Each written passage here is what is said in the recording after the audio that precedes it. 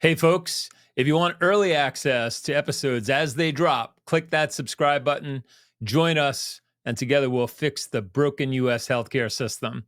We'll see you on the next one.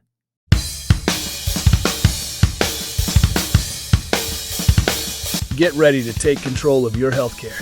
Here's your host, Ray Kober. You're here because there's both, the finance world and healthcare fall under ERISA. They do. Right, which was established back in 1974. And for a long time, it was the Wild West in both the finance world and the healthcare world. Yep. As far as fiduciary responsibility and obligations and, who you're working for. Are you working for your own selfish interests? Are you working for the client? Who are we putting first in this model here? Yeah. And so, there's natural overlap, and I feel like, I don't feel like, healthcare was real late to the party in terms of, and it's still a work in progress, frankly. But before we get into all that, how does a gal like you go down the rabbit hole of a career, I'm guessing, that started probably on Wall Street in the Boys Club? Yep, 1981. And so tell us a little bit about your background. Before all that, like what made you tick as a kid growing up? What were you thinking? Like if I take you to, maybe just like 13, 14-year-old, what are you thinking about where you're going? Yeah, I grew up in New York City, in Inwood, New York, which people think is the Bronx, but it's not. Right. My father was a New York City cop, both Irish immigrants. We lived in a 2-bedroom apartment, 5 of us. Inwood, give me like a street reference. 213th Street. 213th Street. Okay. Right before the Bronx. Right, so like Harlem, Washington Heights, Inwood. And then Inwood. And then Inwood, okay. And that's where I grew up. And, you're growing up in a big Irish family in a small apartment.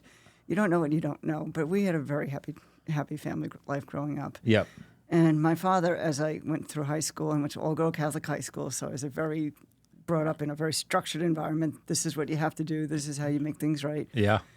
And went to high school, an all-girl Catholic high school, which was, frankly, a horrible experience. Oh, my wife went to St. Vincent Ferrer. I went to a Rosary Academy, 3 years. I got out in 3 years because I didn't like it that much at all. Wow. And I got the opportunity to go to a Catholic college across the street again. So I got out of high school, went to college, and then I got out of college a little early as well because I wanted to make some money because we never had money growing up. Yeah. We just didn't have things. And my father had a friend who worked at E.F. Hutton and said, how about you come to Wall Street and work at E.F. Hutton? And I joined the broker training program back in 1981. Wow. And that was an experience. There was 400 of men and me as the only woman. And we went through a training program, and that's where I learned that there's money out there, that people actually have money. As we were cold calling potential clients and actually going to visit clients, I learned, well, there's a world of money out here. And I just was intrigued about helping people and helping them. So this was your dad's friend? My dad's friend. And what did he see in you that thought, that made him think, this might be a fit? My grandfather always used to say to me, you're always going to find a way to do things better. Yeah. Better, more effectively, and faster. Okay. And, I just had that always curiosity of how to make things better and do things differently. Right. And that lives with me to this day. Huh.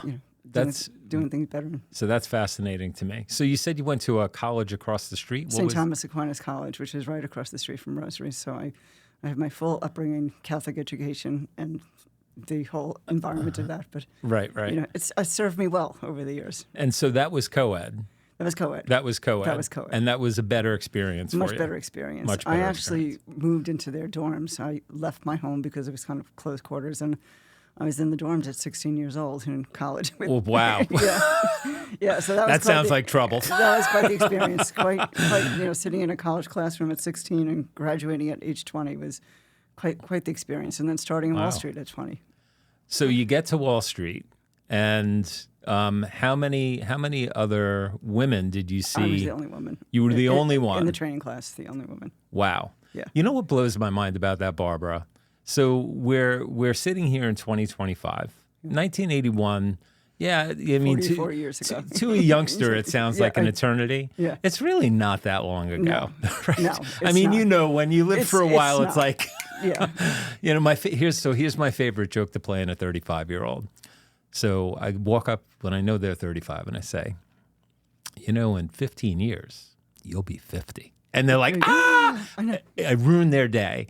Because when you're 35, 50 sounds ancient. And 35, you've lived enough to know that 15 years ain't all that. It ain't all that. It goes just right. Like it happens pretty quick. It goes really fast. And so you really want to bum a 35-year-old out. Tell them in 15 years you'll be 50. But so, given your vast experience in investing and in Wall Street, if you had a young person, listening to this, maybe a teenager, what advice do you give them? We have a lot going on.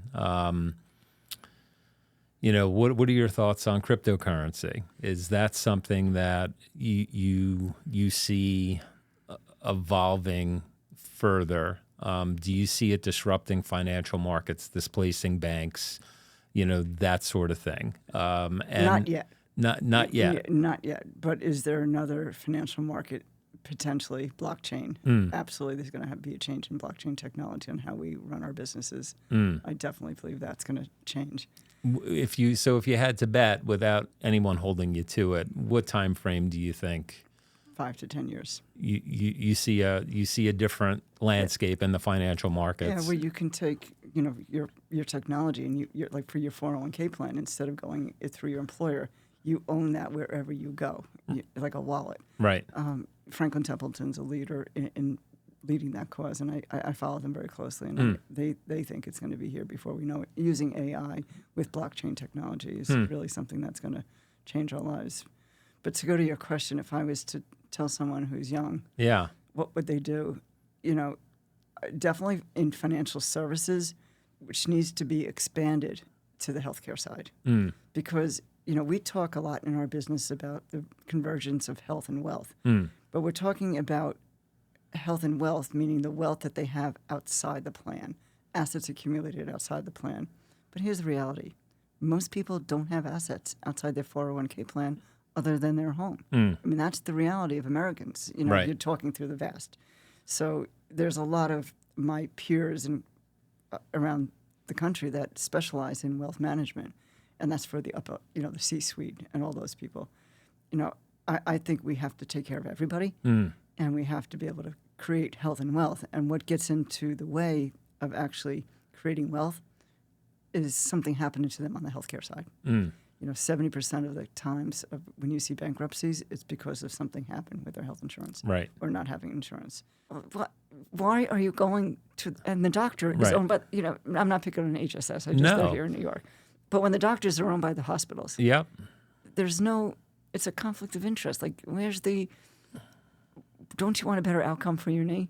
Yes. Do you want to just operate it on and you're out of service now for 6 weeks? Yeah. No, Hospital for Special Surgery is a fine institution. They do great work.